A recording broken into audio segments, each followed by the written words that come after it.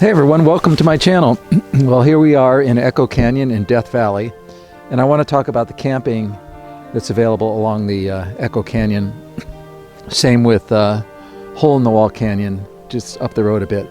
Now, in the past, dispersed camping was allowed here with no rules or regulations, at least in terms of requiring a permit, but that has all changed now.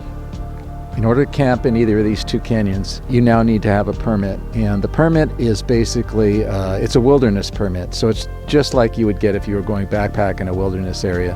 You go into the ranger station, you tell them you want to camp, they go over all the rules with you, you fill out a form, tell them where you're going to camp, name, address, all that personal information, emergency contact, all that business. And then they let you know what campsites are available, and then you choose one, and then they give you the paperwork, and you come up here and you're good. So it's not complicated, it's free, but it is an extra step. You got to go in the ranger station. Sometimes there's people waiting around, you got to wait in line.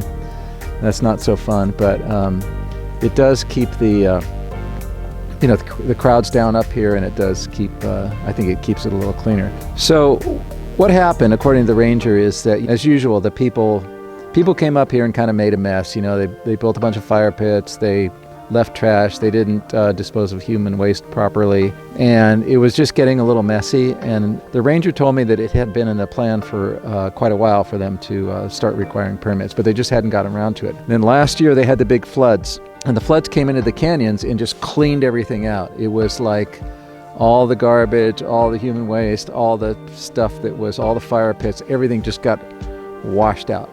So they kind of felt like they had a clean slate, and that would be a good time to start requiring permits. So in a way I'm all for it, because there's no trash around, there's no fire pits, none of that kind of stuff, no evidence of people camping. It's pretty clean, so that's nice. While we're on the subject of fires, this is allowed. This is a gas burning portable little fireplace that I have.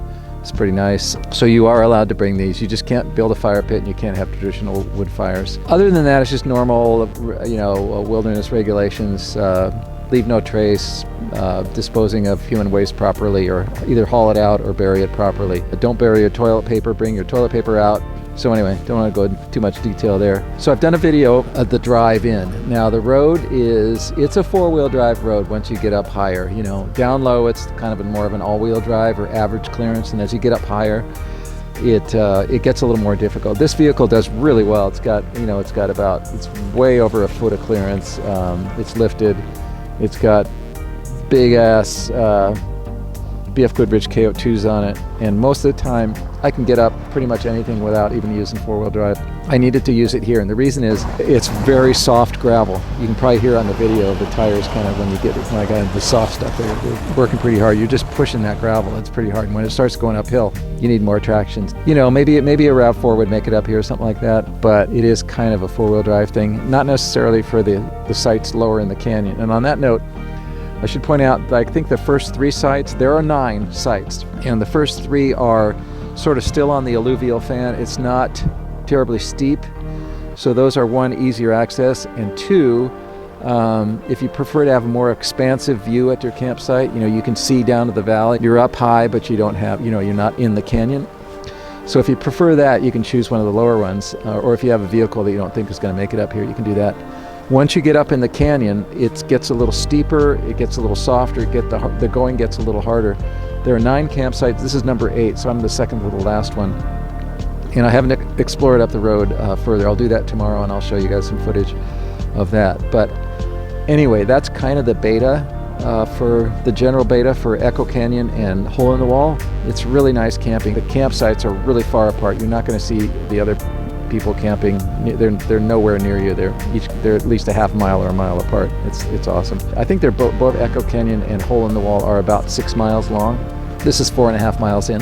Anyway, I'm really pleased with this campsite. I rolled in, got here at dusk, took a shower out of the back of my van, got all cleaned up. There's plenty of privacy, no problem. So I think it's great. I think it's a great way to go versus being down in the campgrounds they're okay down there, like Texas Springs. I like that campground, but you're right next to people. It's not like this. So this is pretty cool. So Anyway, I hope you liked the video. If you found it helpful, please do like and subscribe. And if you have any comments, I'd love to hear about them. If you come up here and camp and you have some experiences, yeah, I'd love to hear about it. It'd be fun.